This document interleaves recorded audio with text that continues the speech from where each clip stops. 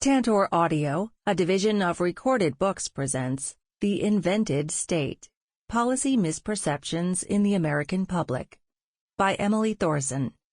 Narrated by Emily Durante. Publisher's note: in this audio edition, you will hear references to figures and tables present in the print and ebook formats of the book. 1. Introduction. Misperceptions that matter. Sharon works part-time as a school administrator in rural Virginia. She identifies as a Democrat, though admits she does not follow politics closely. When I interviewed her, Sharon talked to me about the issues most important to her. Near the top of her list was the national debt. In particular, she expressed concern over the fact that the United States owed most of its debt to China. They could take our stuff, our natural resources, Sharon told me. They could demand that we give them stuff like that. To Sharon, China's majority ownership of U.S. debt posed a serious risk to national security. The threat of China collecting on its debt loomed much larger for her than concerns about health care or the environment. Sharon is factually incorrect. Foreign entities own around a third of U.S. debt, and China owns just 8%. The majority of U.S. debt is owed to institutions within the United States, including U.S. citizens, mutual funds, and the Federal Reserve. But Sharon is far from alone in her misperception. About 7 in 10 Americans think that China owns the majority of U.S. debt, and many of them share Sharon's concern that China will collect by repossessing American property. The false belief that China owns most of the national debt is one of many misperceptions about U.S. policy that together form what I call the invented state. Others include the belief that undocumented immigrants are eligible for food stamps and that there are no federal limits on welfare benefits. These misperceptions have a common thread. They are false beliefs not about political actors, for example, Barack Obama's birthplace, nor about social and economic conditions, for example, the unemployment rate, but rather about existing government policy. The concept of the invented state draws on Suzanne Mettler's observation that much of what the government does is submerged, or invisible to ordinary citizens. This book makes two main claims. First, that this invisibility provides a fertile ground for misperceptions about existing government policy to flourish, and second, that correcting those misperceptions can profoundly change political attitudes.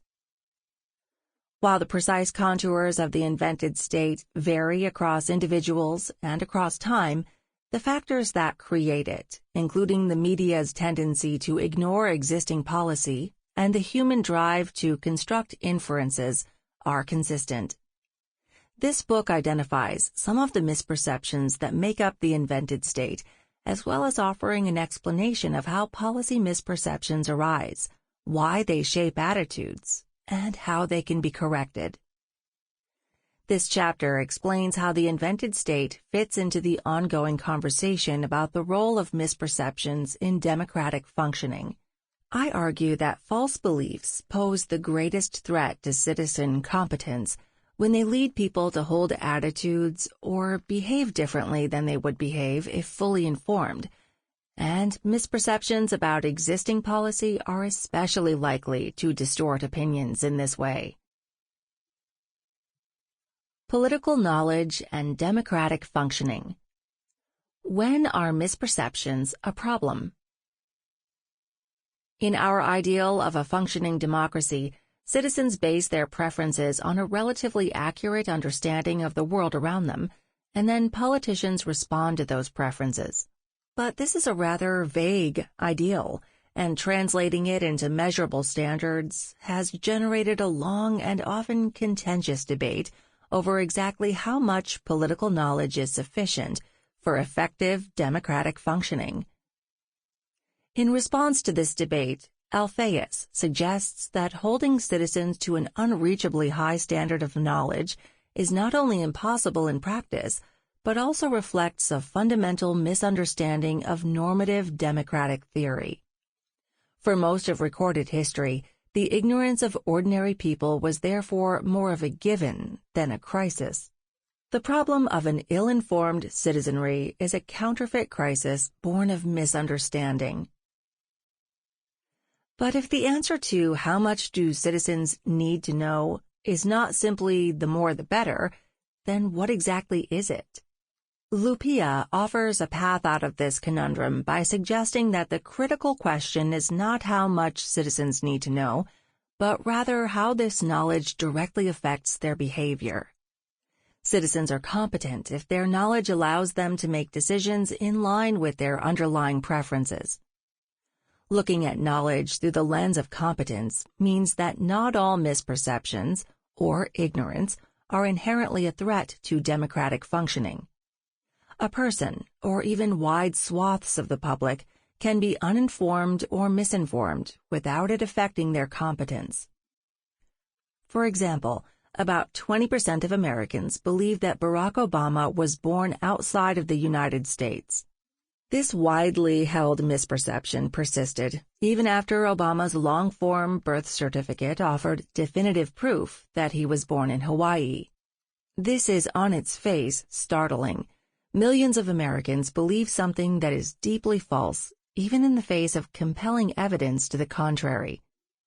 But the framework of competence pushes us to consider not just the magnitude of a misperception, but also whether it distorts attitudes. And there is little evidence that believing Obama was born outside the U.S. led people to change their attitudes. Rather, the choice to believe the birther conspiracy is a direct product of those attitudes, including racism, dislike of Obama, and conservatism. The misperception, while troubling for a range of reasons, may not actually be a substantial threat to the competence of those who hold it. In this book, I argue that we should focus on the misperceptions that pose a direct threat to competence. Applying this standard could change how academics and journalists go about designing and implementing interventions to correct misperceptions. Currently, both academic and public attention tends to focus on the misperceptions that are the most novel, appalling, or divisive. Frequently, this category includes those that are sharply divided along partisan lines, for example, false beliefs about Obama's birthplace.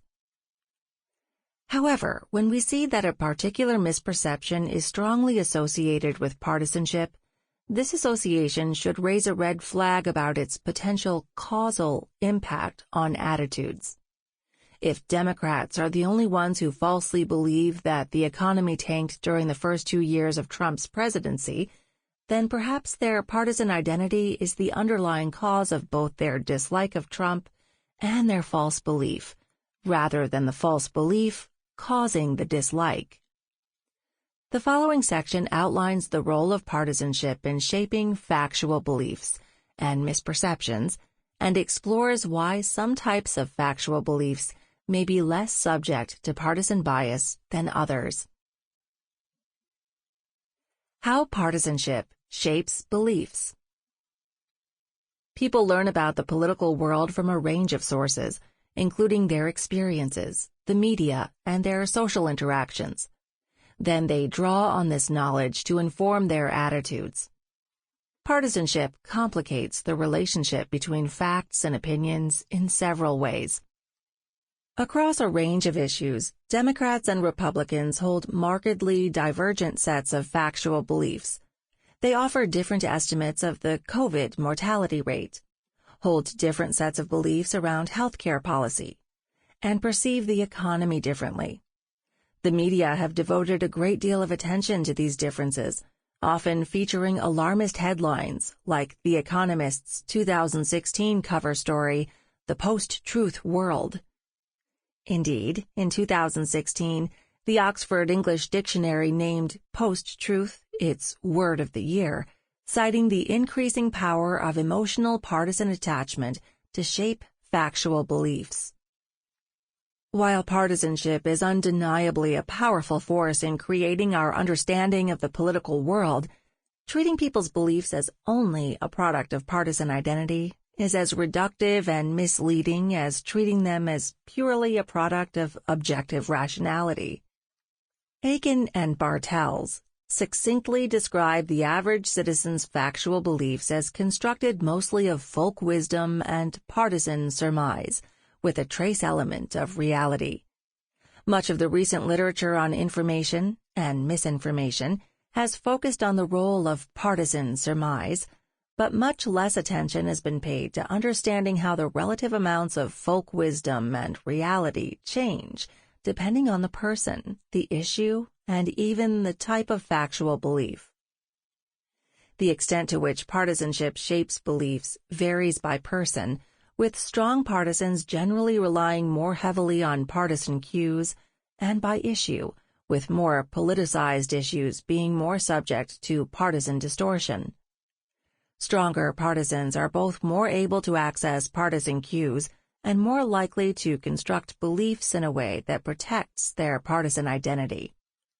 Arsenault and van der Weilen also posit that the extent to which individuals allow partisanship to color their attitudes and beliefs is partly a function of their underlying personality traits.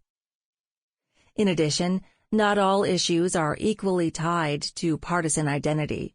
Empirically, this means that factual beliefs about highly politicized issues may diverge along party lines more than factual beliefs about less politicized issues. Partisan heuristics are more available for some issues than for others, and are especially salient when issues have become highly politicized. Finally, the extent to which partisanship shapes a particular factual belief may depend on the nature of the fact, including its level of abstraction. Many studies measuring partisan bias in factual perceptions focus on performance indicators and ask participants to estimate seemingly objective quantities like the unemployment rate. For example, Aiken and Bartels calculate the relative impact of partisanship versus objective reality in shaping beliefs about a range of dynamic economic indicators like the budget deficit and inflation. Similarly, Bartels examines the impact of partisanship on 10 different factual beliefs, each of which have an explicit temporal dimension. For example, participants are asked to estimate whether unemployment has risen or fallen, whether spending on public schools has increased or decreased, and whether inflation has gone up or down. Across these and many other studies asking about performance measures, partisanship strongly shapes participants' estimates. All of these measures assess how well citizens understand the outcomes of policies, rather than the policies themselves. There are good reasons to believe that outcome beliefs are important. Evaluating outcomes is cognitively easier than evaluating the complex policies that led to those outcomes, making these outcome beliefs the foundation for retrospective voting. However, outcome measures are particularly sensitive to partisan bias because their time-sensitive aspect cues people to take into consideration the party in power. Precisely because they are measures of performance, they are implicit referendums on the current government. Indeed, this is what makes them so valuable for retrospective voting, and so respondents automatically assess them through a partisan lens. Beliefs about performance are only one aspect of political knowledge that shapes competence. People also hold factual beliefs about who falls into different tax brackets and who is in charge of collecting their garbage. In other words, beliefs about what policy actually does, rather than about its outcomes. There are several reasons why partisanship may have a smaller effect on shaping beliefs about existing policy compared to beliefs about policy outcomes. First, the party in power heuristic is less relevant when understanding or evaluating long-standing policies, for example, Social Security. Second, because news coverage of politics is biased toward novelty and change, people may have fewer opportunities to learn where their party stands on a policy not currently in the news. Of course, facts about current policy are not entirely immune to partisan inference. Still, while Aiken and Bartels are inarguably correct that partisan surmise plays a large and potentially growing role in factual perceptions and misperceptions, there are a wide range of issues for which partisanship is not particularly useful as a heuristic for belief formation. What kinds of false beliefs threaten competence? Beliefs, both true and false, affect how and when citizens exercise political power to help create a world aligned with their values and preferences. One way for people to exercise this power is through voting. But factual beliefs shape the political world in other, more subtle ways as well. What people know, or think they know, about politics affects how they discuss politics with their friends, what stories they click on in their Facebook feed, and whether they choose to vote in the first place. And all of these in turn shape both who is elected and what policies they enact. Discussions of information effects in politics sometimes implicitly assume that the opposite of knowledge is ignorance. However, misperceptions may pose a much greater threat to citizen competence, and thus to democratic functioning. Holding false beliefs can lead to collective preferences that differ significantly from those that would exist if people were adequately informed. Consider Citizen X, a strongly anti-abortion voter.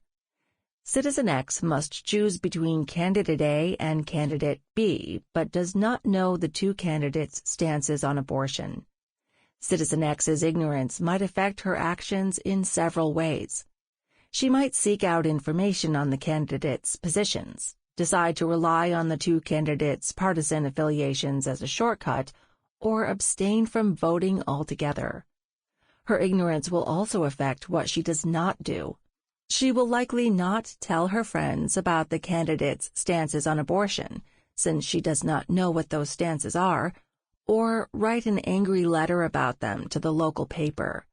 If she does choose to vote, she will not explicitly base her vote on the candidate's position on abortion. Now consider Citizen Y. Citizen Y is also strongly anti-abortion, but unlike Citizen X, Citizen Y holds a misperception about one of the candidates.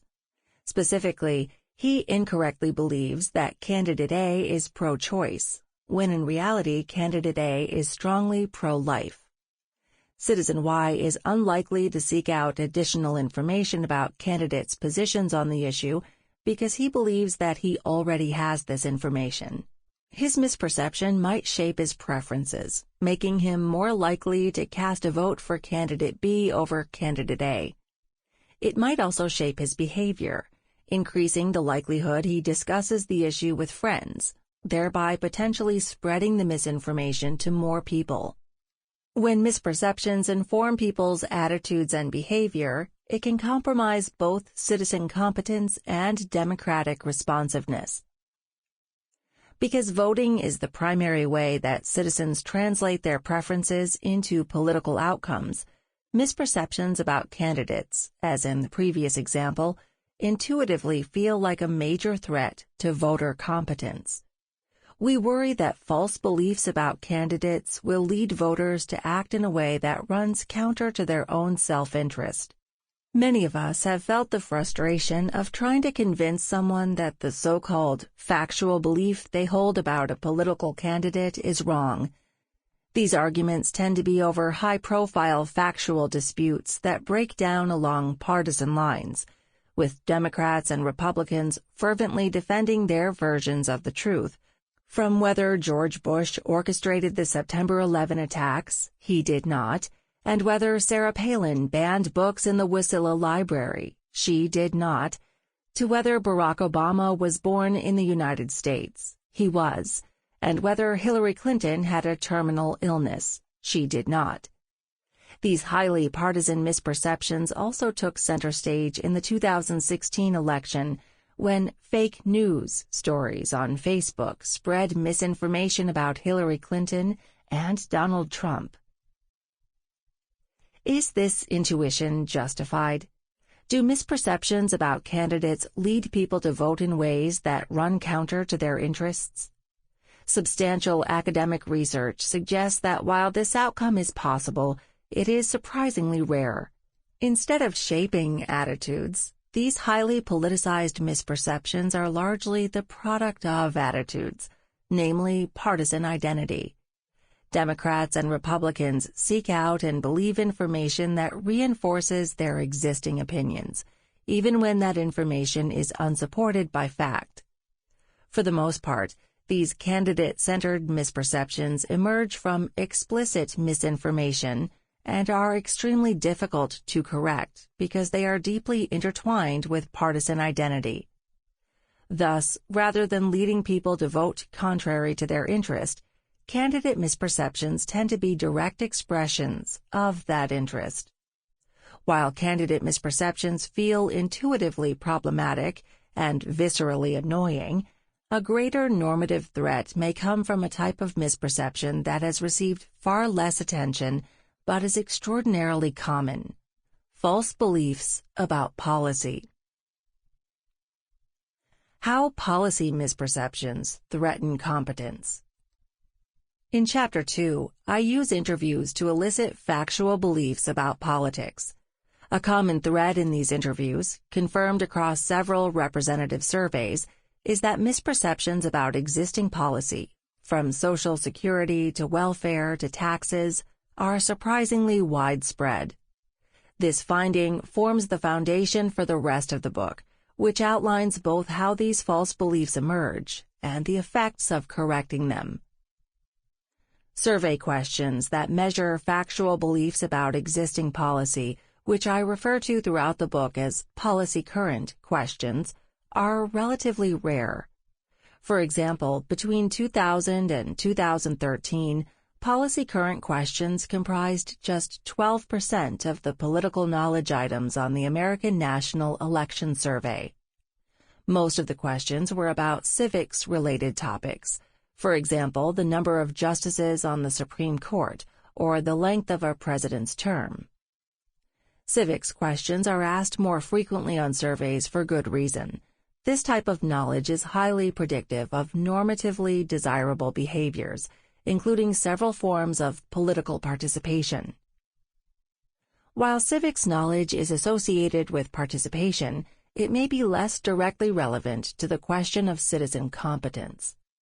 In contrast, policy knowledge directly affects citizens' ability to connect their values to specific policy outcomes.